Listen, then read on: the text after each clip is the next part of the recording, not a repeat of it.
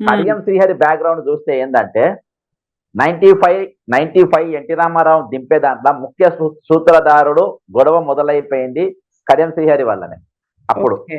శ్రీహరి గారు అక్కడికి వెళ్ళి ఆయన మీద ఈ ప్రత్యేక రాష్ట్రం పడక ముందే ఈ doctor Rajaiah station Ghanpur MLA ఆయన పదవికి రాజీనామా చేసి, అంటే కాంగ్రెస్, ఆయన కూడా రాజశేఖర రెడ్డి ఫాలోవరే, ఆయన ఓకే. ఎమ్మెల్యేకి రాజీనామా చేసి బీఆర్ఎస్ కు పోయిండు. అండర్లైన్ చేసుకోవాలి, మళ్ళీ ఎమ్మెల్యేకు రాజీనామా చేసి బీఆర్ఎస్ కు పోయిండు. పోయి కడియం శ్రీహరి మీద 2 సార్లు గెలిచిండు. తర్వాత ఓకే. ఈయన బీఆర్ఎస్ కు పోయిండు కడియం శ్రీహరి. ఓకే. 2014 ఆయన డిప్యూటీ చీఫ్ మినిస్టర్ అయిండు.